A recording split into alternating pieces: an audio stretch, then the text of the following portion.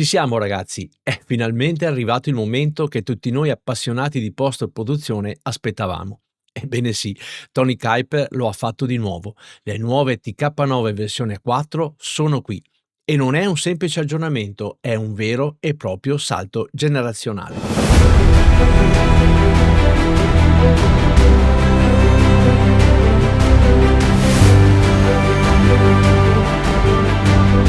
Se pensavate che il controllo della luce e del colore in Photoshop avesse raggiunto il limite, oggi vi dimostrerò che vi sbagliavate di grosso. In questo video non voglio solo elencarvi delle funzioni, ma voglio mostrarvi come le TK9 versione 4 cambieranno radicalmente il vostro modo di editare. Ho selezionato per voi le 10 novità assolute che vi lasceranno letteralmente a bocca aperta, ma attenzione, restate fino alla fine del video perché per festeggiare il lancio c'è un doppio sconto, ma ve ne parlo più tardi. Siete pronti a portare le vostre foto a un livello superiore? Partiamo subito con la novità numero 1, la nuova interfaccia del modulo Multimask. Diamo un'occhiata al cuore del sistema, il nuovo modulo Multimask. A prima vista tutto sembra familiare e questa ovviamente è un'ottima notizia. Tony ha mantenuto il layout della versione precedente per non stravolgere il nostro flusso di lavoro. Ma le novità sotto il cofano sono enormi. La prima differenza visibile è la separazione dei pulsanti.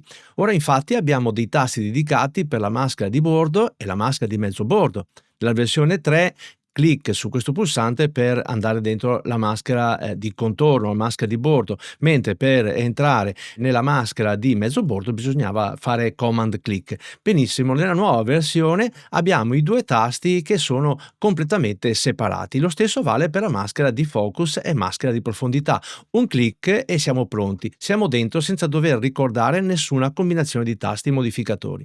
Inoltre, se creo una selezione, notate l'indicatore di selezione? Adesso è statico, in rosso e grigio. Tony lo ha reso così per evitare i problemi di sfarfallio che avveniva nelle vecchie versioni di Photoshop ed è inoltre molto più pulito e meno distraente. Per fare spazio alle novità, una riga di pulsanti di livelli di regolazione è stata spostata in un nuovo menu. Basta fare clic in questo tasto. Qui troviamo anche i nuovi strumenti di Photoshop come chiarezza, rimozione, foschia e grana. Passiamo a una delle novità più potenti all'interno delle TK9 versione 4, la gestione dei gradienti. Tony ha integrato due modi diversi di lavorare. Partiamo dal primo modo. Basta fare clic su questo pulsante color magenta ed ecco che mi trovo in questa nuova interfaccia dove qui posso scegliere i vari gradienti, quindi un gradiente lineare, gradiente radiale, gradiente riflesso e il gradiente diamante. Se io creo un gradiente, per esempio col gradiente radiale, ecco cosa posso vedere.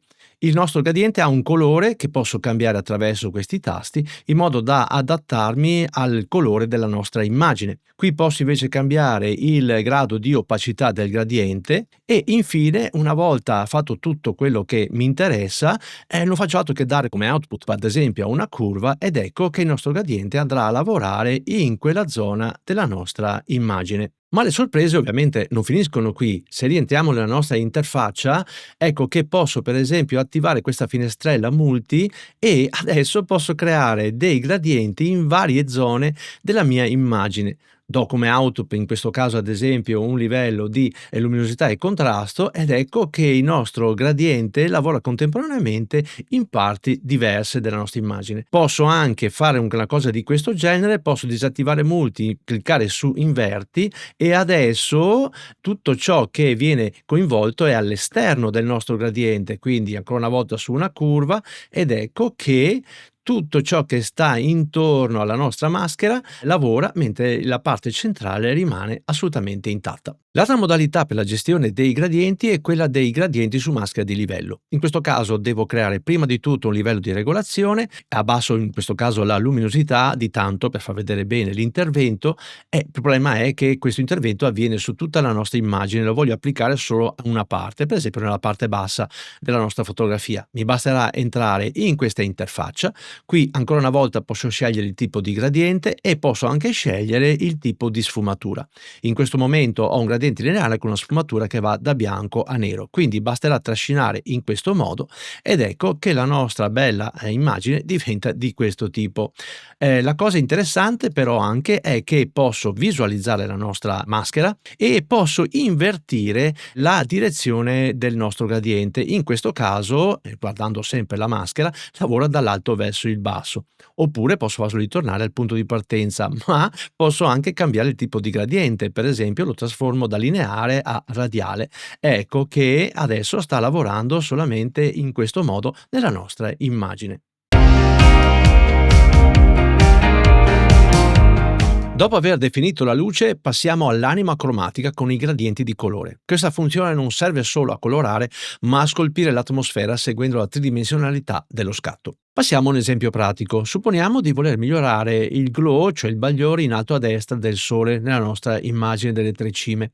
Per fare questo non faccio altro che fare clic su questo nuovo bottone che apre un selettore colore, campiono il colore che posso andare ovviamente a modificare ed ecco che qui posso creare, scegliendo uno di questi gradienti, un gradiente di tipo radiale che vado a mettere esattamente in questo punto e che posso ovviamente spostare. Ho scelto anche una sfumatura che va da bianco a nero. Ma la cosa interessante è che ho questa parte dell'immagine dove praticamente posso decidere qual è il tipo di fusione. Quindi ho una fusione di tipo normale, scolora, moltiplica, sovrapponi, luce soffusa, che sicuramente è l'opzione migliore in questo caso, luce intensa, luce vivida, luce lineare e sovrapponi i colori.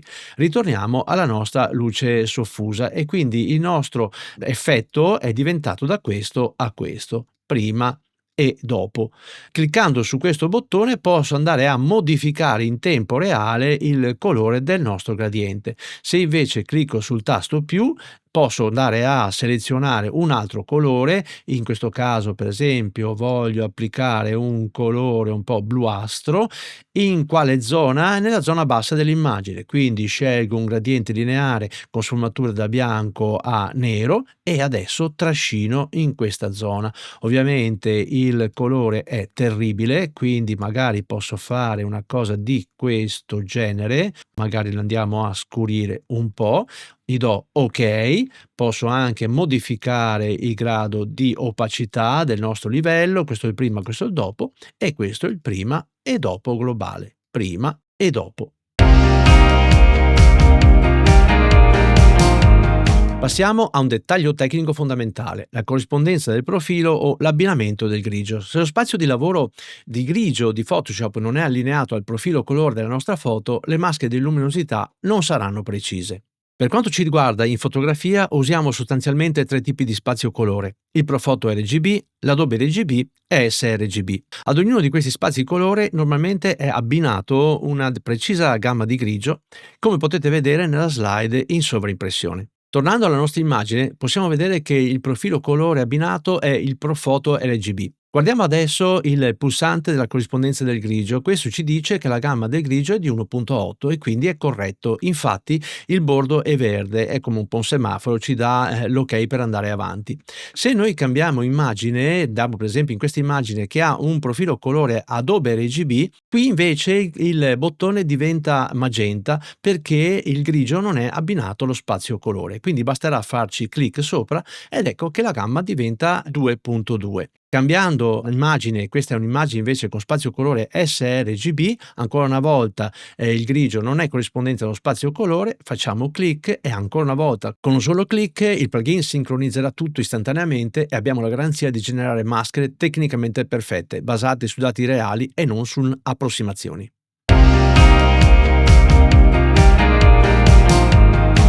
Fermi tutti, vi sto mostrando delle funzioni pazzesche, lo so. Ma devo fare una piccola pausa perché questo è il momento più importante se volete portarvi a casa l'ETK9 versione 4 al miglior prezzo di sempre. Dovete sapere che solo per il mese di lancio Tony ha messo il nuovo pannello in offerta a $28 invece di 33, ma io voglio fare di meglio per voi. Se nel carrello utilizzate il mio codice NICO15 si aggiunge un ulteriore sconto del 25%. Fate bene i conti, grazie a questo doppio sconto vi porterete a casa l'intero pacchetto a soli $21 che al cambio attuale sono circa 19,50 €. Avete capito bene? Con meno di 20 € avete il controllo totale sulle vostre foto. È un'occasione che capita raramente e dura solo per un mese dalla data di lancio. Ma attenzione, una volta finita questa promozione di lancio, il codice Nico15 resterà comunque attivo e tornerà ad essere un codice sconto del 15% per chiunque vorrà acquistare l'ETK9 versione 4 in futuro. E per chi ha già acquistato l'ETK9 negli ultimi 12 mesi? Beh, non dovete sborsare un centesimo. L'upgrade alla versione 4 per voi è completamente gratuita. Controllate subito la vostra mail, Tony vi ha mandato sicuramente tutte le istruzioni. In ogni caso trovate il link allo store e il mio codice Nico15 proprio qui sotto in descrizione. E adesso torniamo all'editing perché quello che sto per mostrarvi vi lascerà senza parole. E siamo arrivati alla novità numero 5, le nuove maschere Fondisé. Nella versione 3, quando entravamo nella interfaccia dedicata, l'anteprima era in bianco e nero e per quanto riguarda invece l'output, per esempio su una curva, si creava una maschera di livello anch'essa in bianco e nero, una maschera tradizionale. Andiamo a vedere cosa è cambiato nella nuova versione. Nelle nuove TK9 versione 4, quando entro nell'interfaccia Fondisé, l'anteprima questa volta è di color magenta che mi permette di visualizzare perfettamente dove avverrà il nostro intervento. Inoltre, se mando come output, per esempio, a un livello di regolazione luminosità e contrasto, alzo la luminosità in questo caso, ecco che la nostra regolazione non avviene in una maschera di tipo tradizionale in bianco e nero, ma avviene all'interno degli stili di livello di Photoshop e vedo che i miei cursori sono in questa posizione che ritrovo nella modifica Fondisé o Edit Blend If, esattamente nella stessa posizione per poterli eventualmente modificare. Se però a questo punto volessi eliminare il cielo, potrei per esempio prendere un pennello nero, selezionare la maschera e con il pennello andare a dipingere in questa parte dell'immagine ed ecco che in questo modo ho creato una combinazione tra una maschera tradizionale, pur modificata a mano libera, e la sezione Fondisé. Ma attenzione che come al solito Tony ci riserva delle belle sorprese. Rientro nell'interfaccia Fondisé, faccio una regolazione per centrare le nostre luci e adesso una delle novità è il fatto che ci sono nuovi strumenti per la modifica della maschera, per esempio lo strumento gomma. Con questo strumento posso cancellare questa regolazione, per esempio nel cielo, oppure posso aggiungere una regolazione con questo nuovo pennello che lavora in questo caso solo unicamente sulle luci, perché queste erano quelle che avevamo selezionato. Ma non è finita qui. Posso utilizzare anche i gradienti, per esempio un gradiente lineare. Mandando questa regolazione a un livello luminosità e contrasto, aumento la luminosità e questo è il prima e il dopo. Abbiamo una maschera tradizionale che è stata modificata con il gradiente e qui abbiamo invece l'applicazione alle luci che è stata applicata agli stili di livello grazie all'interfaccia Fondisé. Le maschere Fondisé sono molto simili alle maschere tradizionali, ma permettono altre opzioni e la parola d'ordine è sperimentare. In ogni caso, la forza di questo strumento è la naturalezza delle transizioni. Si tratta di un argomento abbastanza tosto e vasto. Avremo modo di approfondire tutti gli aspetti nei prossimi tutorial. Se cercate il vero effetto wow della versione 4, eccolo, la nuova mappa di profondità. Non stiamo più selezionando solamente luci o colori, ma chiediamo a Photoshop di capire la distanza degli oggetti dall'obiettivo. Come prima cosa dobbiamo assicurarci che nella sezione filtri, nei filtri neurali, sia attivata sfocatura profonda o depth mask a seconda della vostra versione di Photoshop.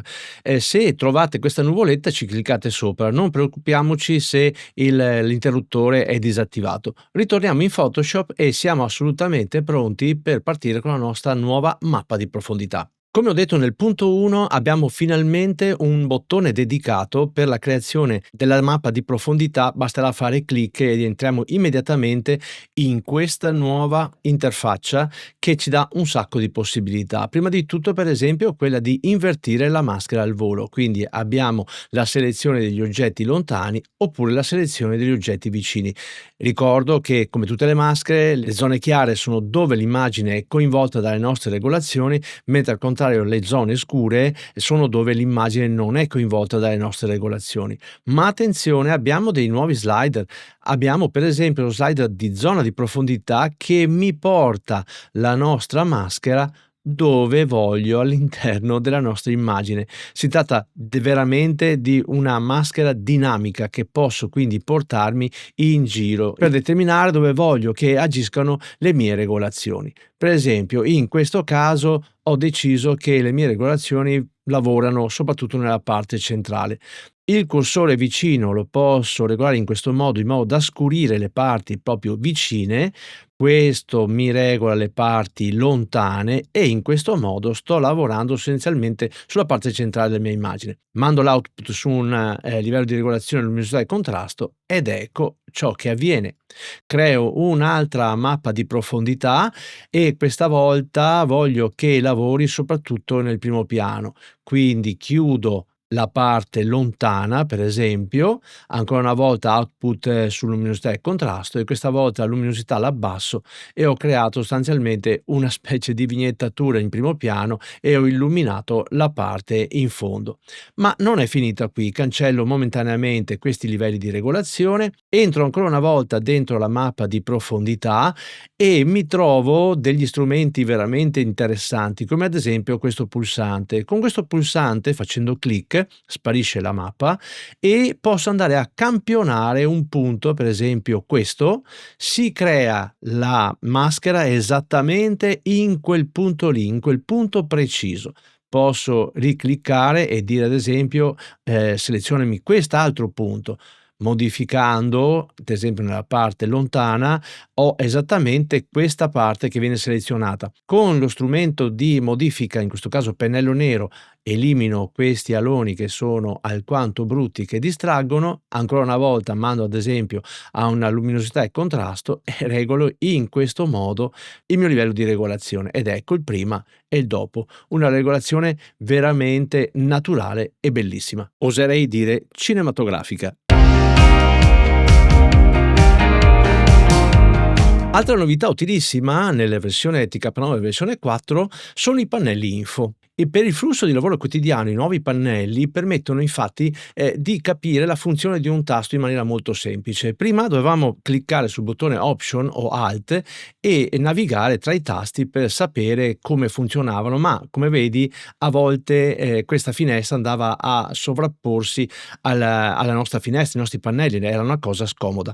Adesso ci sono ben 3 pannelli, uno dedicato al pannello multimask, uno al pannello CX o combo e uno al pannello export. Praticamente spostandosi sopra i tasti, come vedi in questo caso nel pannello multimask oppure nel pannello CX e infine nel pannello export, ecco che i pannelli info mi danno tutte le informazioni su che cosa serve quel determinato bottone o quel determinato campo. È veramente una comodità totale perché, mentre spostiamo il cursore sui tasti, sui pulsanti, il pannello si aggiorna in maniera istantanea. È come avere un manuale dinamico sempre aperto sotto i nostri occhi.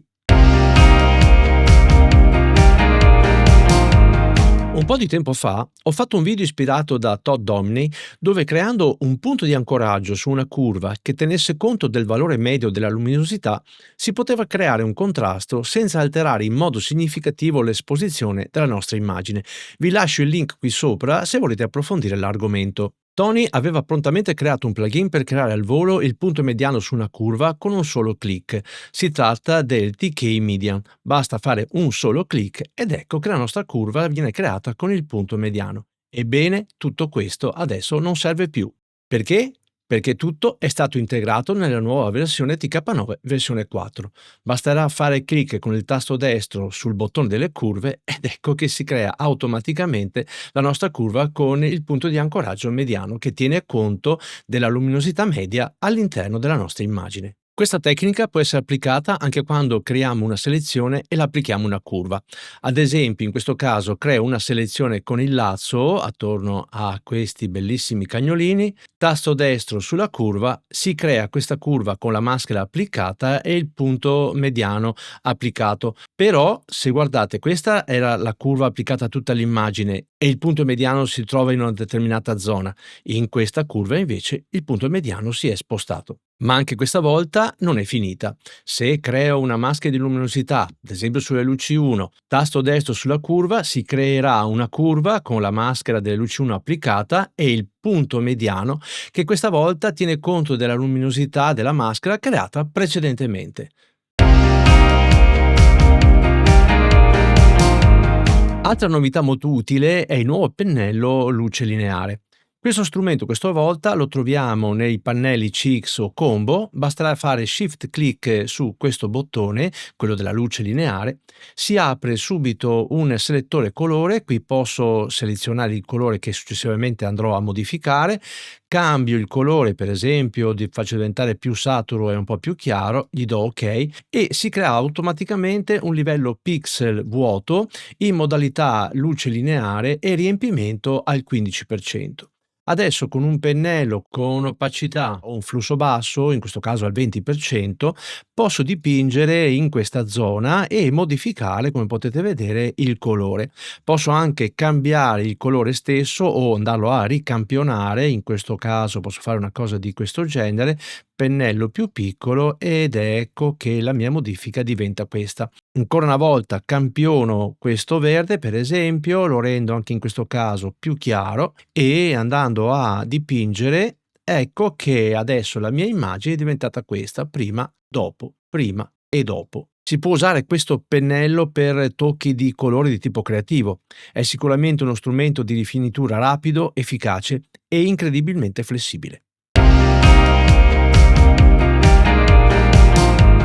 Chiudo questa carrellata di novità, anche se ce ne sono molte altre che approfondirò nei prossimi tutorial, con un aggiornamento che semplifica nettamente il flusso di lavoro. Nei moduli CX e Combo, il vecchio tasto Seleziona e Maschera è stato sostituito dal pennello di selezione. Non è un cambio solo estetico.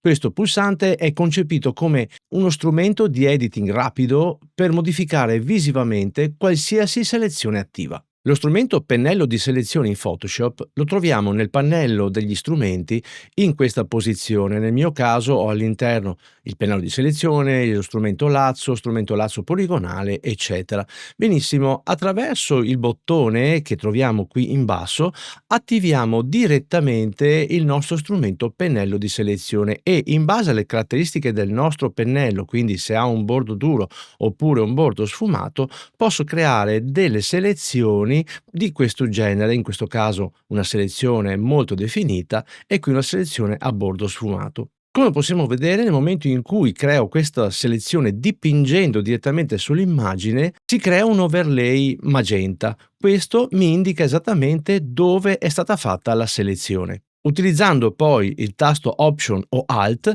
posso andare a eliminare o aggiungere una selezione a quella che già abbiamo creato. Il tasto pennello di selezione lavora anche come interruttore, cioè una volta abilitato, come in questo momento, posso vedere la selezione come overlay magenta. Disabilitandolo, quindi cliccando la seconda volta, l'overlay sparisce, ma la nostra selezione rimane attiva in background, come possiamo vedere dall'indicatore del pannello multimaschere e dai pannelli CX e Combo. Riabilitando il nostro pennello, ecco che la nostra selezione ricompare come overlay magenta sul quale possiamo ancora una volta andare a lavorare. E se mi serve il vecchio pannello selezione e maschera? Niente paura. Supponiamo di avere una selezione attiva, come in questo caso, mi basterà fare Command o Control click sempre sul bottone del pennello di selezione, si aprirà istantaneamente la nostra finestra selezione e maschera. Siamo arrivati alla fine di questo viaggio tra le novità delle TK9 versione 4. Come avete visto non si tratta solo di pulsanti ma di un modo completamente nuovo, più fluido e intelligente di vivere la post-produzione. Spero che questo video vi sia stato utile per capire la potenza che avete ora a disposizione e mi raccomando non lasciatevi sfuggire il doppio sconto, portarsi a casa questo gioiello almeno di 20 euro è un regalo che Tony ha voluto fare a tutti noi, ma ricordate che la promozione dura solamente per il mese di lancio. Ancora una volta trovate il link e il mio codice qui sotto in descrizione. Io vi ringrazio di cuore per aver passato questo tempo con me. Se il video vi è piaciuto lasciate un bel like, iscrivetevi al canale e lasciate pure i vostri commenti. Grazie ancora per il vostro supporto costante, buone foto a tutti e noi come sempre ci vediamo al prossimo video. Ciao!